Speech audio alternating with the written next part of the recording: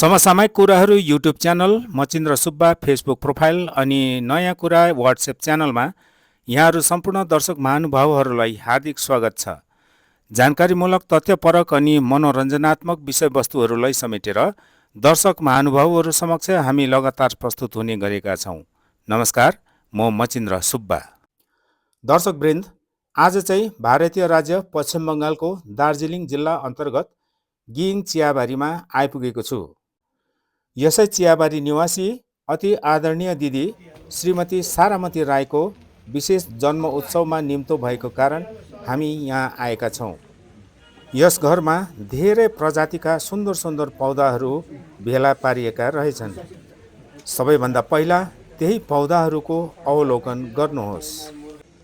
घरको वरिपरि कहीँ पनि त्यस्तो खाली जग्गा छैन जहाँ खाने फलफुलका रुखहरू रोपिएका छन्।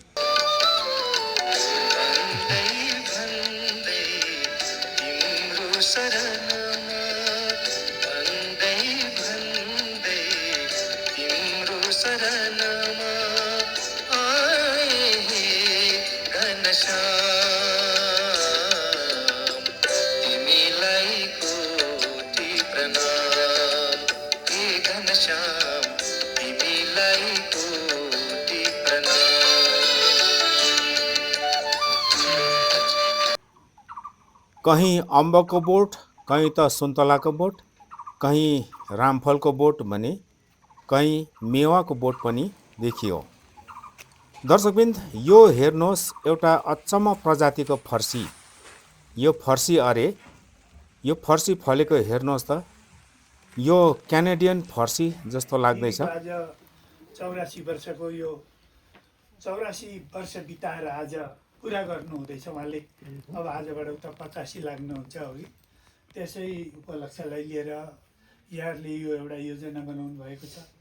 तपाईँ हामी टाढा टाढादेखि आएर यसरी भेला भयौँ, आपसमा दर्शन भयो, एउटा खुसीको कुरो छ। परमात्माको अलिकति हामी याद गरौँ यसै उपलक्ष्यलाई लिएर, जो कि उहाँको आगामी दिनहरू स्वास्थ्यसँग यसरी राम्ररी बितोस्। जति दिनसम्म राज्यले राख्नुहुन्छ त्यति स्वस्थ भएर बस्न पाइयोस् भन्ने हामी सबैले कामना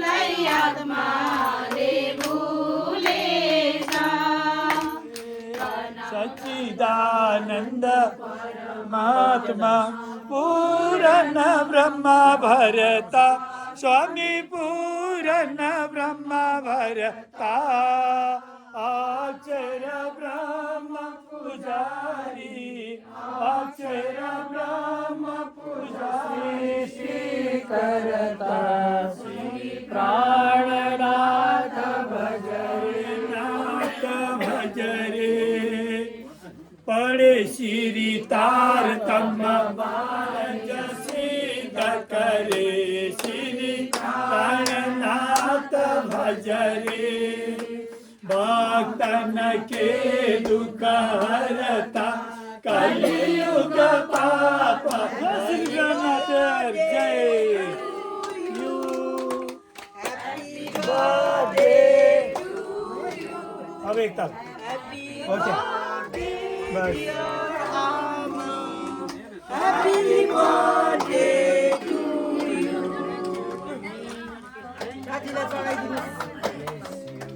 काजीलाई चढाइदिनुहोस् त्यहाँ प्रसादमा के हालेको छैन के हाल्छ हौ त्यस्तो कसले ल्याउँछ हौ? राख्दिनु। अनि अब पापालाई खुवाइदिनुहोस् एउटा काटेर टक्क निकालेर। गर्नुहोस् न कसो कसो। चम्ची पनि चाहिन्थ्यो। खोइ हालिदिनु। होइन पापाको लागि। पापालाई अलिकति खुवाइदेऊ न मलाई यहाँ अलग मोडमा अब आमालाई खुवाइदिनुहोस्।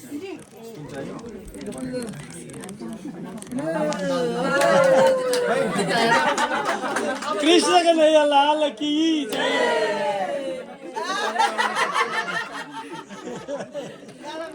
ह्याप्पी बर्थडे बनाएको हो। अब यो सबैलाई बाँडिदिन्छु। हरियाणाबाट मेरो भाग्यले गर्दा यसपालिको यस सत्सङ्गमा उपस्थित भइदिनु भएको महाराज श्री दिव्यदास साईलाई कोटि कोटि प्रेम प्रणाम गर्दछु।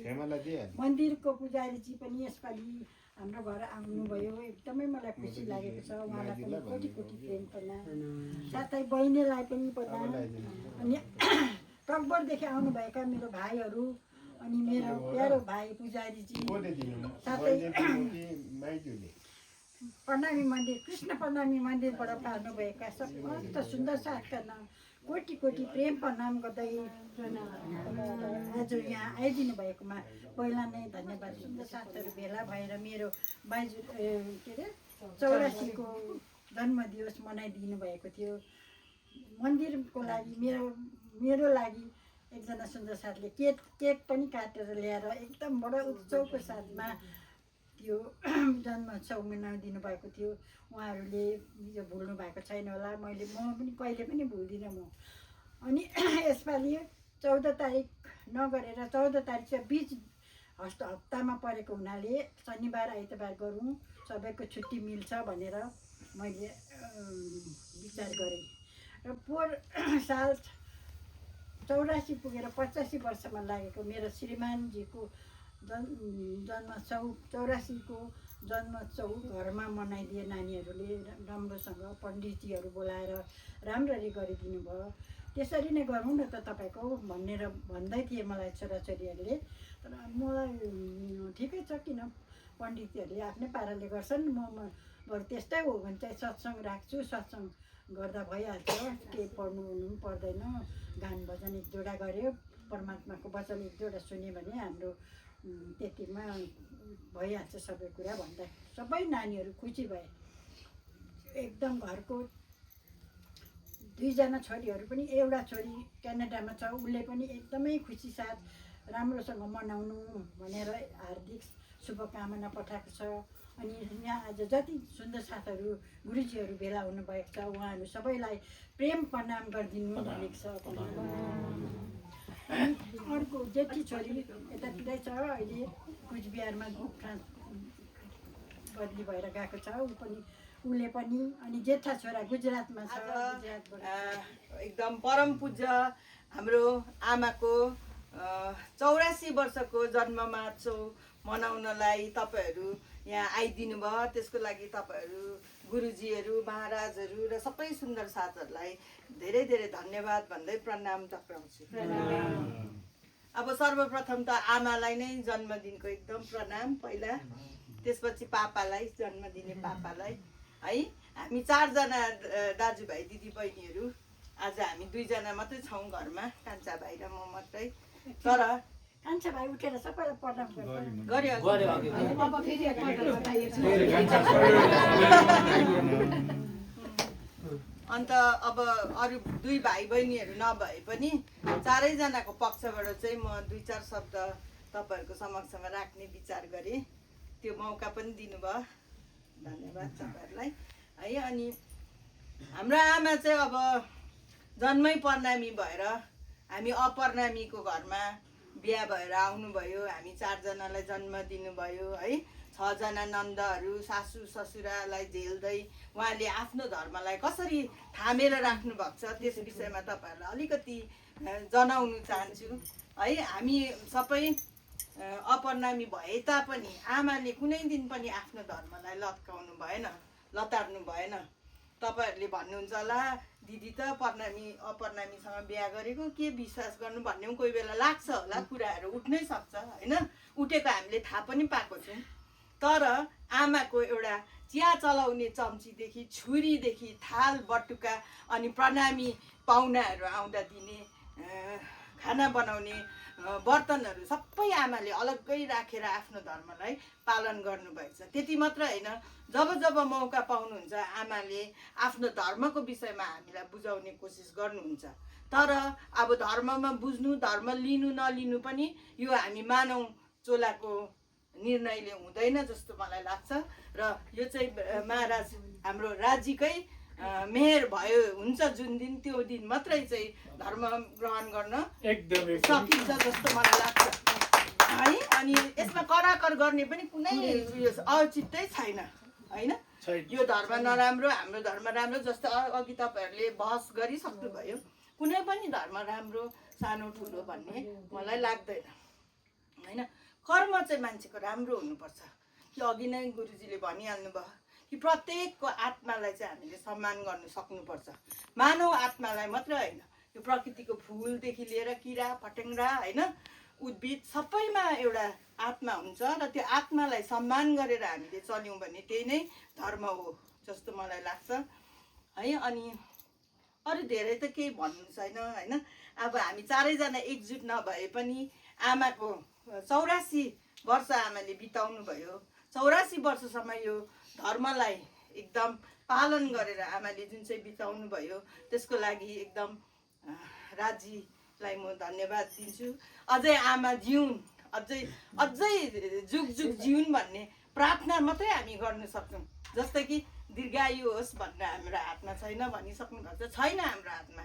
तर एक दिन न एक दिन हामी मानव चोला छोडेर जानै पर्छ, मर्नै पर्छ सबैले होइन। तर मर्छु भनेर डराउनु पनि हामी हुँदैन, किन यो मानव चोला हामीले एक दिन छोडेर जानै पर्छ।